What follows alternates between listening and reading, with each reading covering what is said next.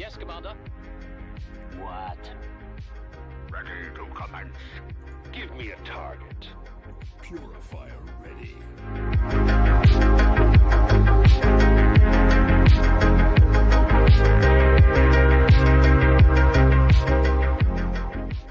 Hello everybody, my name is Charlie, editor and co-host for X2. Now, today we have a big video for you guys. Today we'll be looking into the 5 biggest and largest ships in Empire at War Remake. Just to be clear, we're not looking at the strongest ships, just simply the ships that are the largest. Now, this is a pre-released version of Remake, so if you see any features here that isn't in your game, then you'll know why. But with that out of the way, let's get straight into the ships. Coming in at 5 is Praetor/Purifier. So it's a bit of a mix-up for this ship, as both ships seem to share similar qualities to one another in game. As you can see, this Praetor has the Purifier sound lines. And since they are similar in size, I decided to bundle these two ships together. The Praetor class battlecruisers were first seen in the Clone Wars. It is coming in at 4,000 meters and was the successor to the Procurator class battlecruisers. Number 4 is the Subjugator. The Subjugator heavy cruiser was also first seen in the Clone Wars. Affiliated with the Confederacy and standing in at 4,845 meters, this odd-shaped vessel is widely known for its mega ion cannons on either side of its ship. Whilst the ship loses out on more turbo lasers for this feature, a hit from these mega ion cannons can disable any ship's shields. Number 3 is the Viscount. Now we immediately jump up in size here. At 17,000 meters, the Viscount Superstar Defender is one of its kind. It's an incredibly curvy ship that was introduced at 25 ABY, shortly after the Yuzhong-Vong War.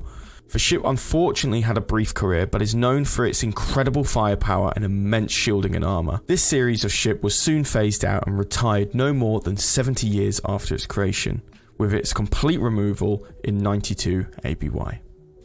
Number 2 is the Eclipse. With the remaining ships being SSDs, the Eclipse towers in at 17,500 meters and is incredibly well-known flagship by the Empire.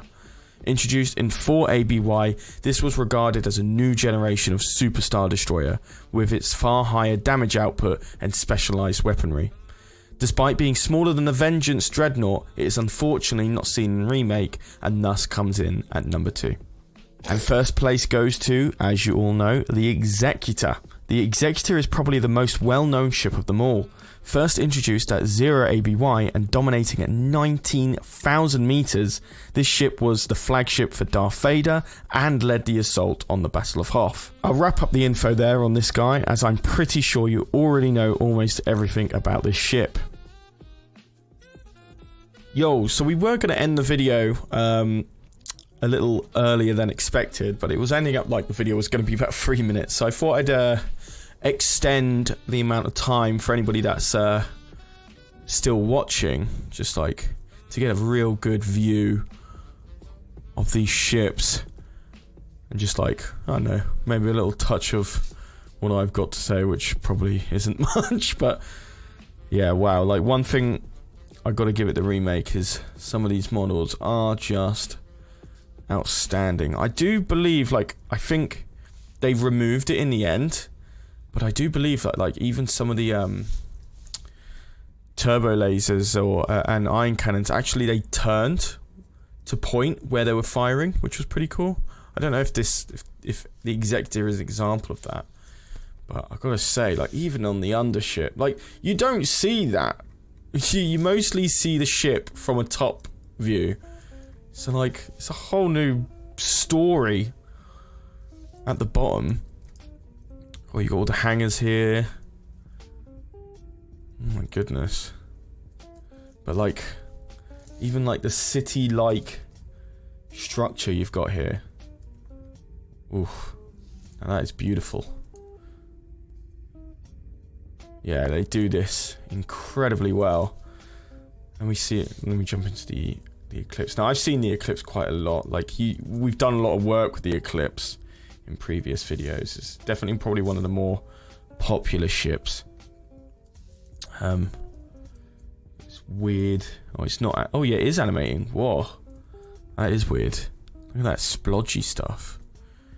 Inside the cannon hole. Don't know why I said that weirdly, but look at that. Right at us. Dead in an instant.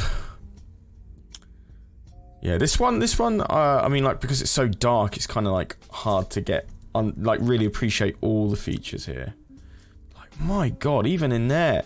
Is that imagery? Is that, like, 2D? No, it isn't even 2D images or anything. That's actual 3D modeled in. My god. And you got the thrusters here. Oh, the thruster lighting here looks so good on the Eclipse. Like, the red underlighting there and stuff. Red and black looks really good, as most Sonic the Hedgehog fans will tell you. But yeah, and then obviously the Viscount. Viscount we didn't actually give much of a look at in our last video that we did on it, with the Viscount versus the Eclipse. And the Viscount versus the Executor and the Eclipse together. I'll link that in the top right if you want to go and watch that now to find out who wins. What do you need? Ooh. But yeah, the Viscount one I do like a lot, actually. It's a very different ship from the rest. There's the thrusters. Not sure if the thrusters are actually finished yet, because this is a pre-release. I might have an older version of the pre-release compared to some other people, but Subjugator. Ooh, now this does look good. Very peculiar ship indeed. Almost like a shark look to it. That's to me anyway. And a weird city-like-esque structure underneath here. And then you've got the heavy, or the ultra iron cannons there. Wow. I would show you the how they look in game, like when being used, but for today it is just a look, don't touch type of episode. There's a lot of thrusters there. A lot of thrusters. Oh, beautiful. And finally the Praetor and the Purify. Now I mentioned this in the script, but I didn't actually show it, but that's... So Purify is like a fan ship in Remake. So you do have like different, like a new voice actor. But yeah, so I just like put the Purifier and the Praetor together. I love the thruster layout design here. Really looks nice. Definitely stands out more than the others. Yeah. The weird cinnamon roll bit here. That makes it stand out. And a lot of firepower here. Yeah, these are the things that turn to point where they're gonna fire at the ships. Man, that is a lot of firepower here. A lot of firepower.